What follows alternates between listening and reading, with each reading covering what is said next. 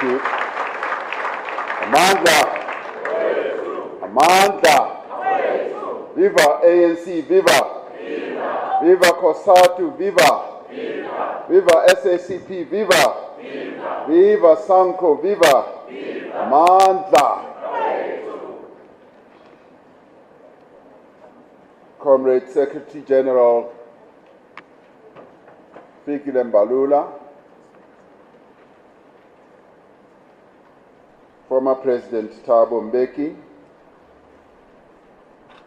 members of the National Executive Committee of the African National Congress, the leadership of SANCO, COSATU, and the SACP who are here present, and the leadership of our leagues, as in the ANC Women's League, the ANC Youth League, ANC Veterans League, and the leadership of the MK Liberation War Veterans,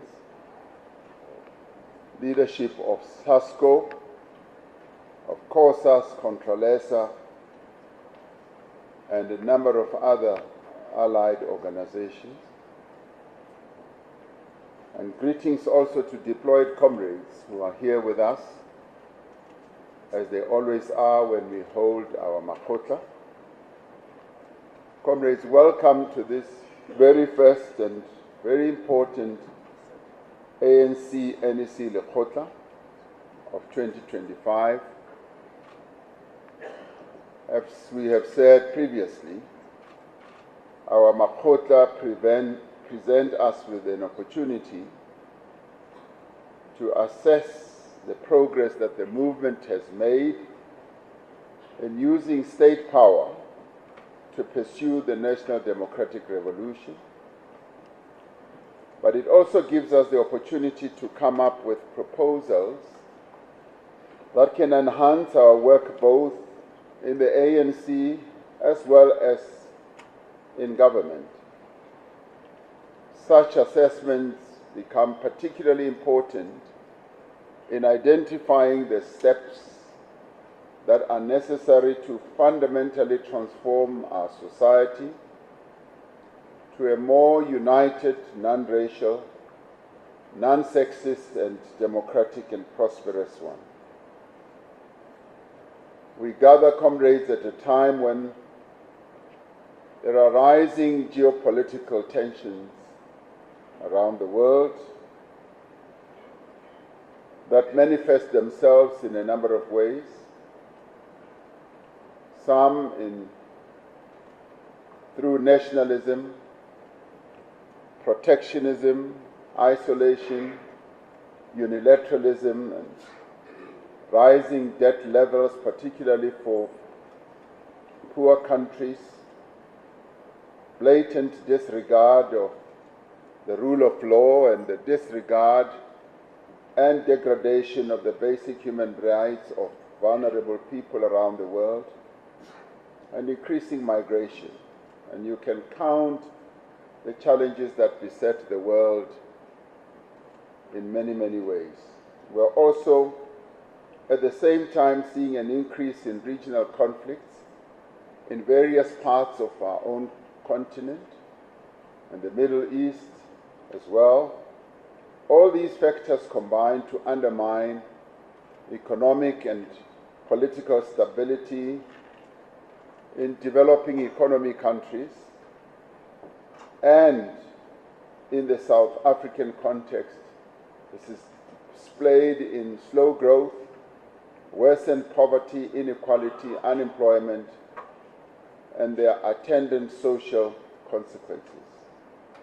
We are also experiencing disasters like the deaths of illegal miners in our country, the deaths that happen through natural disasters, and many other calamities that continue to face us. Within the context of a world experiencing several crises and a country undergoing several deep-seated challenges, it is the ANC that must give leadership, working together with its alliance partners to give leadership to society, to unite our country and our movement and address all these challenges that are facing our people. Critically, the ANC must give leadership to society in an environment where it no longer has a national majority and leads a government of national unity with 9 other political parties. Our nation continues to be beset by the triple challenge of unemployment, poverty, and inequality. Together with other attendant social challenges such as crime, violence, gender-based violence, and self-service delivery challenges. As much as there are challenges that we must address, there are also opportunities that we need to take up to address these challenges. Forging and enhancing national unity and cohesion around a unifying vision which can be consolidated at the national dialogue stands out as a distinct objective that we must seek to achieve. In terms of addressing the material conditions of our people, there are opportunities that are offered by focusing on economic growth and also embarking on massive job-creating projects in infrastructure, industrialization, the emerging green economy, and digital technologies, and other sectors that must be leveraged to grow our economy. We need also to focus on addressing the basic needs of our people, where they live, and also address the needs of our people as they face them in health, in education, as well as in their own safety.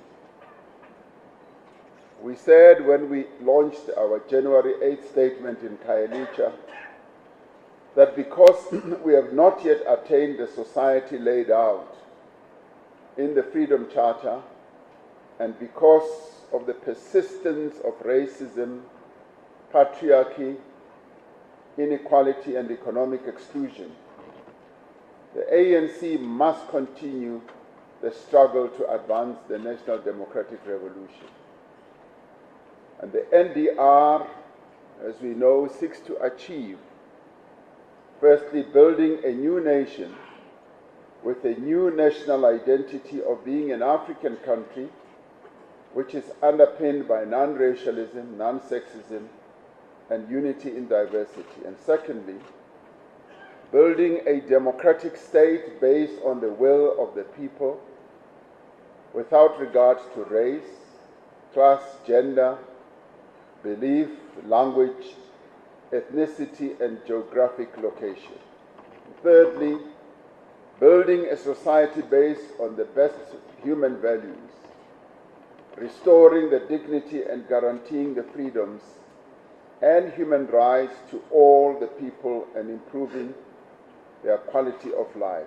Fourthly, building a transformed, inclusive, and thriving economy that offers opportunities and decent livelihoods to all people, including the restoration of the birthright of all South Africans with regard to access to land, to finance, to skills and other resources. Within this paradigm, the National Executive Committee declared 2025 the year of renewal to make the ANC a more effective instrument of the people to achieve the vision of the Freedom Charter, that the people shall govern, the people shall share in the country's wealth. The January 8th statement thus exhorts us to make the ANC an even more effective instrument to achieve the vision of the Freedom Charter. as we will be celebrating the adoption of the Freedom Charter later this year, decades ago.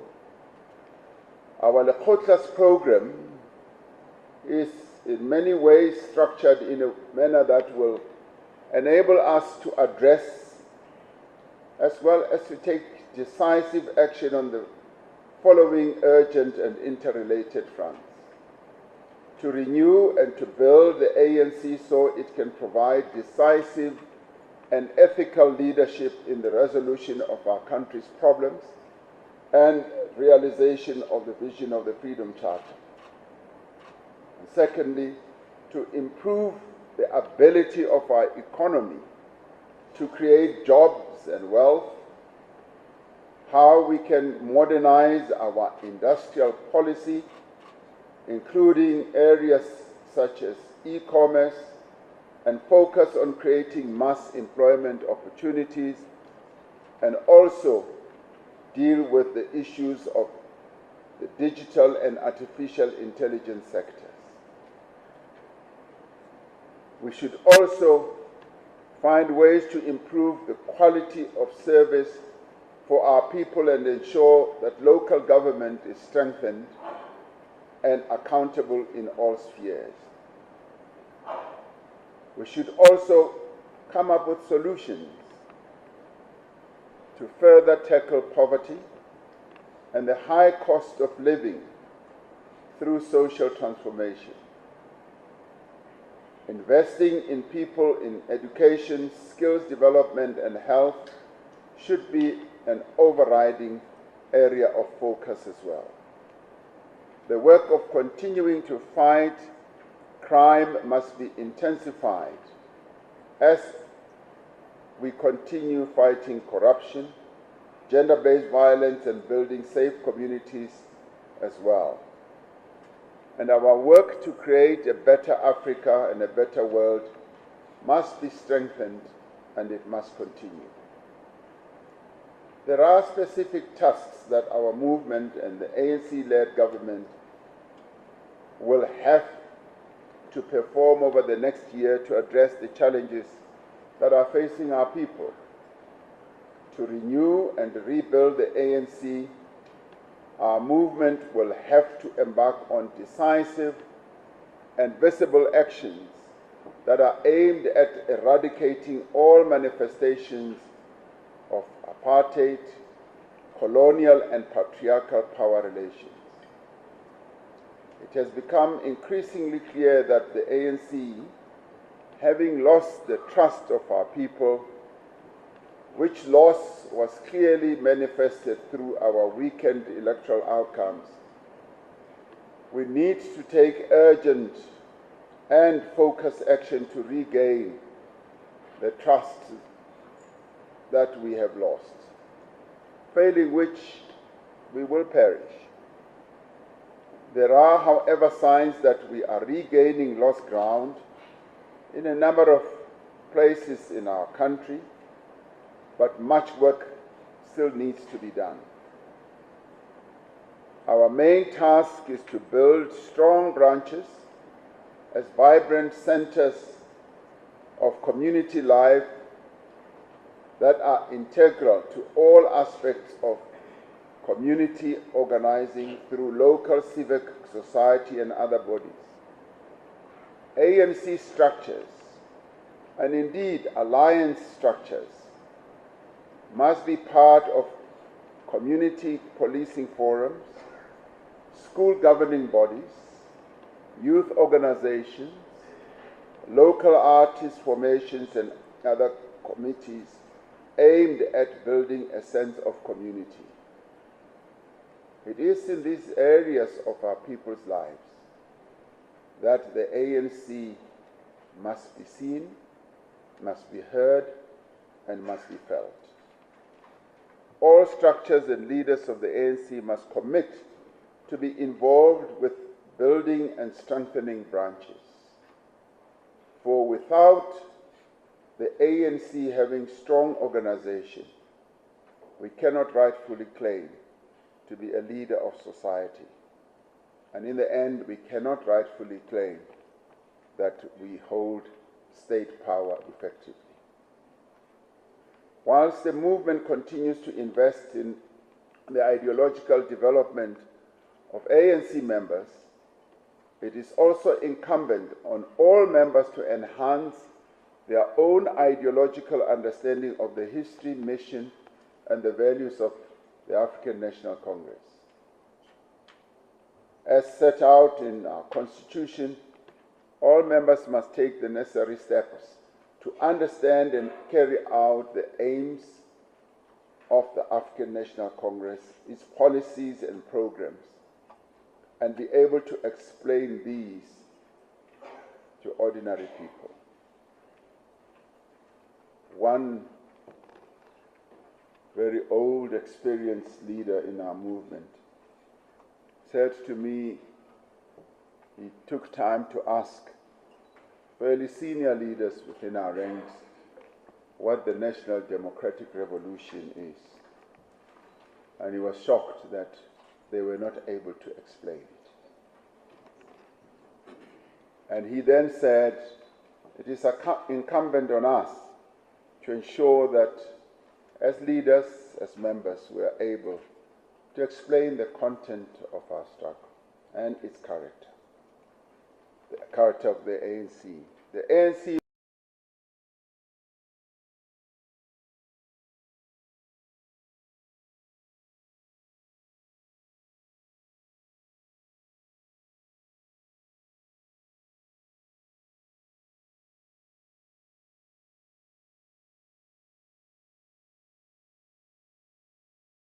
municipalities' infrastructure and assist vulnerable citizens to access government services and support where needed.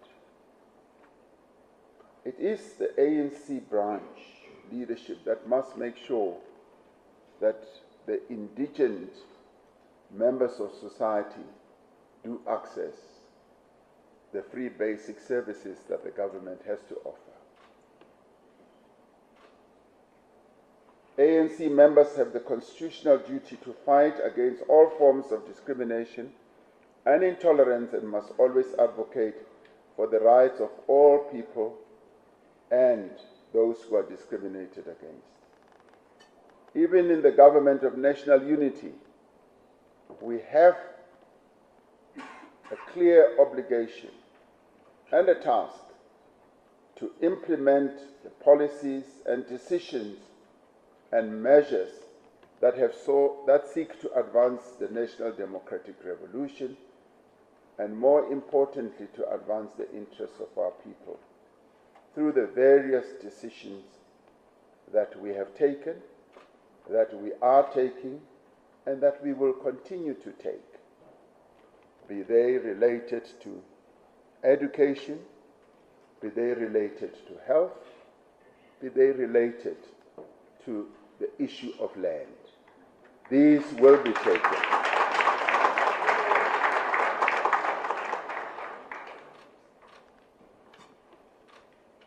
Those who have been doubtful about the efficacy of our participation in the government of national unity, and even doubting whether we will be able to continue to execute the policies of our movement that are meant to advance the interests of our people, will have to see whether we are deviating or staying the course.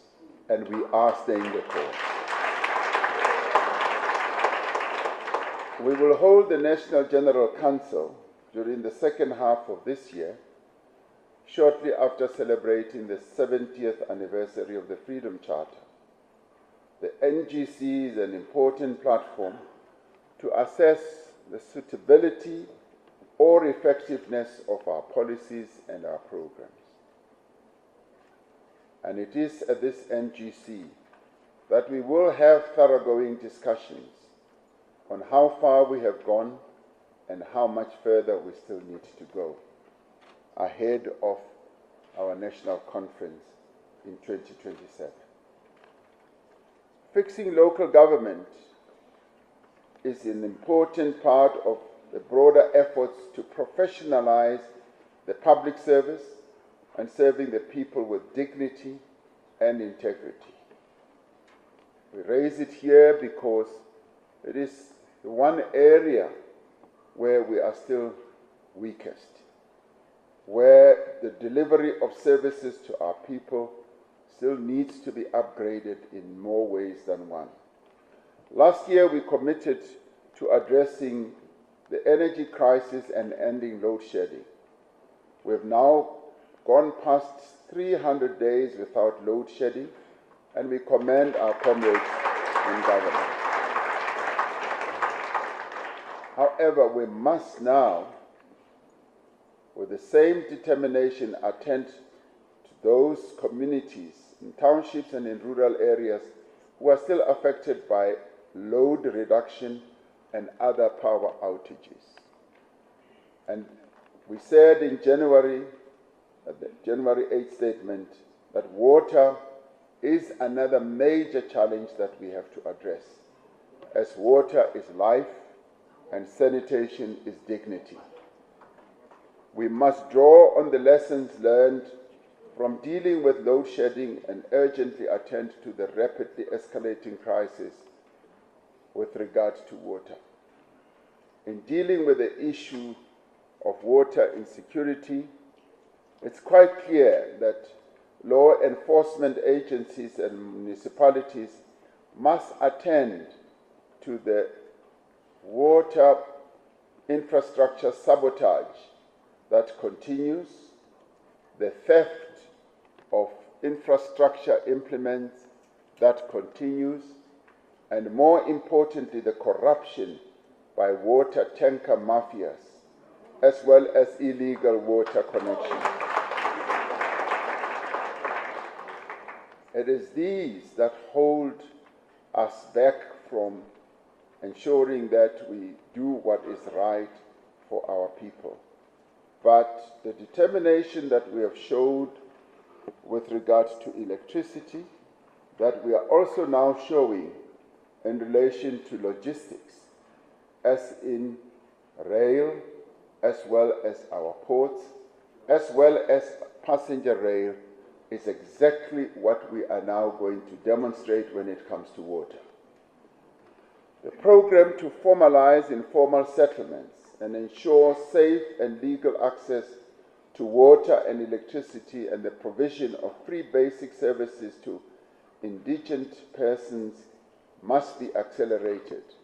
And as I said, this is an area where ANC leadership at all levels, but more particularly at local level, needs to be more active. There are quite a number of indigent and poor families that do not access the free basic service offering that the state actually lays out money for.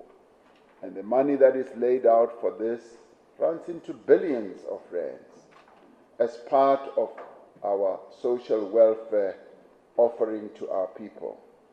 But many of them are not registered, and it behoves on ANC structures to make sure that those indigent families are brought onto the register. In the face of the high cost of living and increasing electricity tariffs, consideration needs to be given to the development of a comprehensive indigent register across all municipalities to ensure that all deserving households are actually cushioned. The ANC has long held that speeding up inclusive economic growth and creating jobs are vital to resolving the challenges of unemployment, particularly youth unemployment, the challenges of poverty, and also unemployment, especially for women and people living in our townships and in our rural areas. Public employment programs play a vitally important role in mitigating against the unacceptably high levels of unemployment. However, these programs, as we all know, are not sufficient on their own, nor are they sustainable, as jobs must be created through growth and investment by both the public and the private sectors. We will need to increase our investment in infrastructure and work, yes, with the private sector and financial institutions on finding innovative ways of funding public investment infrastructure as well as social infrastructure.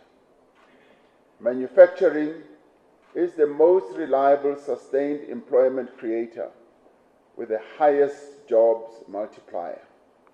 We must revitalize our industrial capacity and modernize our industrial policy to be tuned or attuned to the challenges that middle-income countries like ours are facing globally.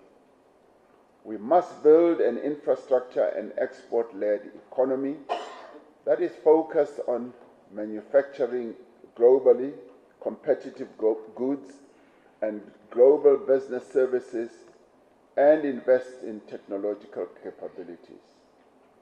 I especially highlighted global interdependence and standing together and working together to harness the abundant resources we collectively possess and the remarkable technologies that human ingenuity has produced to overcome poverty and inequality and unemployment, especially youth unemployment and the abuse of women once and for all.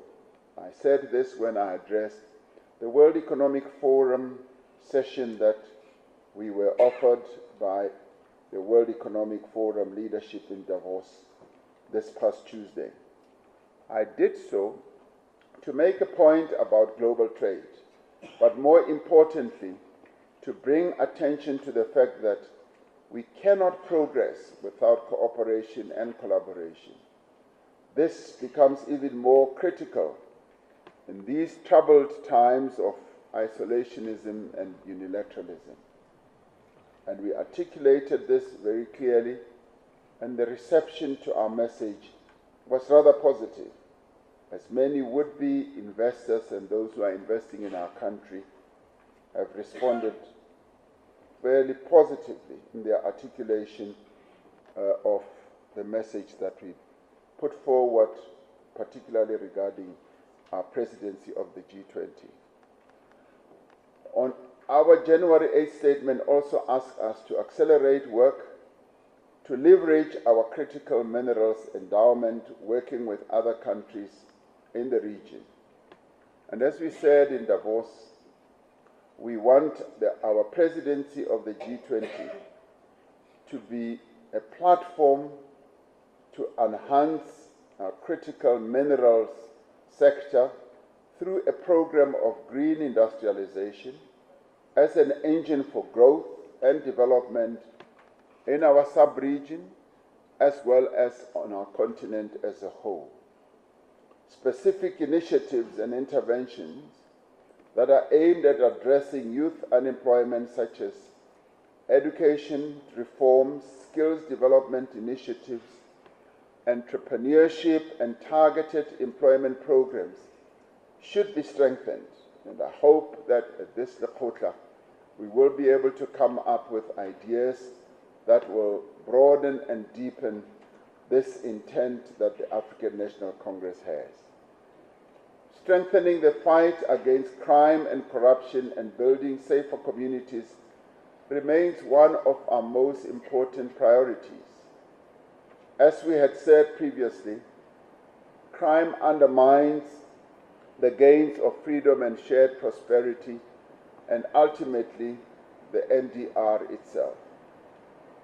Our combined efforts through initiatives such as Operation Sanela and Operation Valumkoti, aimed at dealing with illegal mining, and the work of law enforcement and other such organs, such as also organizations like the CPF and private security agencies, are making a difference in most reported crime. However, crimes against women and children remain unacceptably high, and we must once again draw our collective attention to the need for greater society-wide effort to fight against the scourge of GBV and femicide. And one hopes that we will be able to have thoroughgoing discussions on this matter. ANC structures must lead in building a united front against crime and corruption, and especially gender-based violence and femicide. The ANC remains committed to building a better Africa and a better world. Despite the many crises that are unfolding in the world, the African National Congress remains committed to and guided by our principles of international solidarity, human rights, anti-colonialism, anti-imperialism, and Pan-Africanism. One of our main priorities is to strengthen SADC and to promote peace throughout our region and indeed the rest of the world. Conflicts such as those in the Sudan, the Eastern DRC, and the post-election violence in Mozambique affects our continent's development negatively. And we have seen how what has been happening, and fortunately it's dying down now in Mozambique, has had an adverse effect on our own economy. Regional and continental bodies must take urgent steps to resolve these ongoing conflicts. It is quite clear to us that even the conflict in the Eastern DRC can and should only really be resolved through engagement, through mediation, and through negotiation.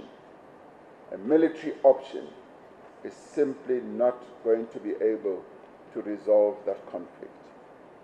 South Africa has been clear that we will utilize our presidency of the G20 to advance the interests of Africa and countries of the Global South.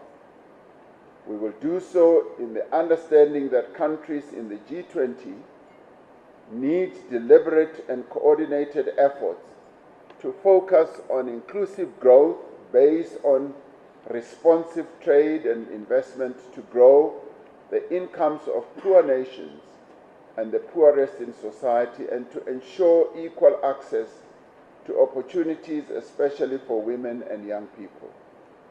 However, our efforts will go beyond global trade and investment and include broader efforts to advance sustainable development, justice, peace, stability, and multilateralism, as well as human rights. The ANC welcomed the reports of a ceasefire between Israel and Hamas and called on all parties to abide by the agreement. The people must be allowed to return and rebuild Gaza.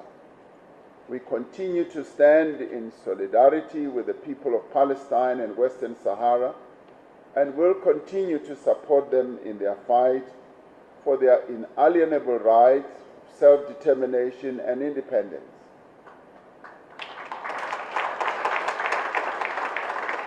In the year we are celebrating the 70th anniversary of the Freedom Charter, we are embarking on an important national process to build social solidarity and consensus about the future of our country.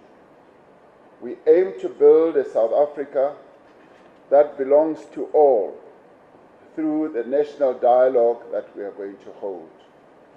And drawing on our proven history of social compacting and dialogue, we aim to engender a sense of civic responsibility and strengthen our national pride. The people will have the opportunity to discuss and develop solutions to difficult issues, and thereby creating a sense of national or common purpose. It is therefore important that the structures, and indeed the structures of the ANC and the alliance, form content for the national dialogue and ensure that it becomes inclusive and that it truly empowers the people to shape our country's future. And in conclusion, we all know that we have held several makhutla, and we've developed many proposals aimed at achieving our objectives. Now, in this makhutla, we ask that we take a sober-minded look at where, as well as how we've been able to make progress and where we have failed to make progress. And we should look at what is possible within the applicable time frame and with the resources that are available. I want to stress the issue of the time frame as well as the resources.